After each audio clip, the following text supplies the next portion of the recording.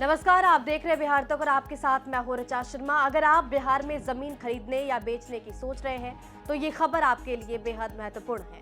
राज्य सरकार ने संपत्ति रजिस्ट्री से जुड़ा एक बड़ा नियम बदल दिया। नया प्रावधान लागू होने के बाद अब जमीन, मकान, प्लॉट या फिर दुकान की खरीद बिक्री पहले की तरह नहीं होगी।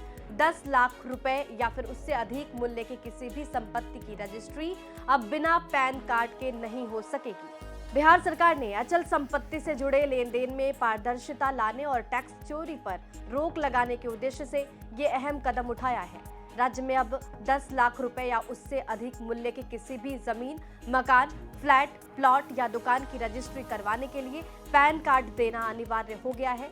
ये नया प्रावधान पूरे बिहार में तत्काल प्रभाव से लागू कर दिया गया है। ये बदलाव खास तौर पर इसलिए महत्वपूर्ण माना जा रहा है क्योंकि पहले पैन कार्ड की अनिवार्यता केवल अधिक राशि वाले लेन देन पर लागू थी। सीमा घटाकर 10 लाख रुपए कर दिए जाने के बाद अब मध्यम वर्ग, छोटे निवेशकों और ग्रामीण इलाकों में संपत्ति खरीदने बेचने वालों को भी इन नियमों का पालन करना होगा। नया नियम क्या कहता है वो समझ लीजिए। देखिए, नए प्रावधान के अनुसार यदि कोई व्यक्ति 10 लाख रुपए या फिर उससे अधिक की संपत्ति खरीदता है या फिर बेचता है तो रजिस्ट्री के समय खरीदार और विक्रेता दोनों को अपना पैन कार्ड नंबर प्रस्तुत करना अनिवार्य होगा। रजिस्ट्री कार्यालय में दस्तावेज जमा करते समय ये जानकारी दी जाएगी और पैन की पुष्टि के बाद ही प्रक्रिया आगे बढ़ पाएगी।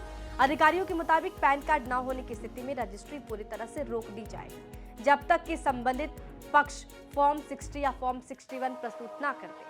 अच्छा, पैन नहीं है तो विकल्प क्या है? देखिए, राज्य सरकार ने यह भी स्पष्ट किया है कि जिन लोगों के पास पैन कार्ड नहीं है वो आयकर विभाग द्वारा निर्धारित फॉर्म 60 या फॉर्म 61 भरकर घोषणा कर सकते हैं कि उनके पास पैन उपलब्ध नहीं है।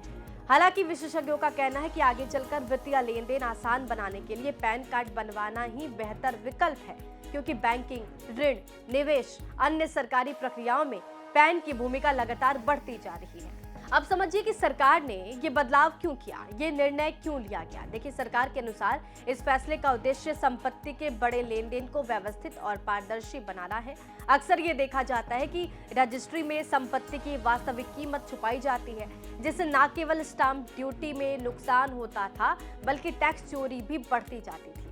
नए प्रावधान से आयकर विभाग के पास ऐसी सभी खरीद बिक्री का रिकॉर्ड स्वतः पहुंच जाएगा। इससे बेनामी संपत्ति, फर्जी रजिस्ट्री और गलत मूल्यांकन जैसे मामलों पर लगाम लगेगी। नियम का सबसे ज्यादा असर जो है वो ग्रामीण और अर्ध शहरी इलाके के उन परिवारों पर पड़ेगा जो पहली बार मकान या फिर जमीन खरीद रहे हैं। मध्यम वर्गीय परिवारों के लिए अब पैन कार्ड, आधार कार्ड, अन्य पहचान पत्रों की त्रुटियों को पहले से ठीक कराना जरूरी होगा। रजिस्ट्री के समय छोटी सी गलती भी प्रक्रिया को रोक सकती है, इसलिए दस्तावेजों की जांच पहले से करना आवश्यक हो गया है। नियम का पालन नहीं करेंगे तो क्या होगा?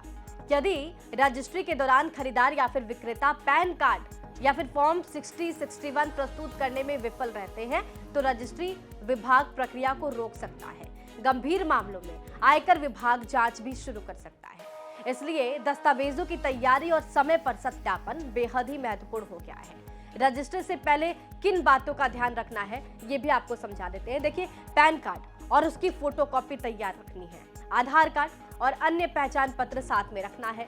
संपत्ति के कागजात जैसे कि दस्तावेज, ई खरीद, दाखिल खारिज, म्यूटेशन आदि की जांच कर लेनी है। स्टाम्प ड्यूटी और रजिस्ट्रेशन शुल्क की पूरी जानकारी लेनी है। जरूरत हो तो कानूनी जो सलाह है वो भी प्राप्त करनी है।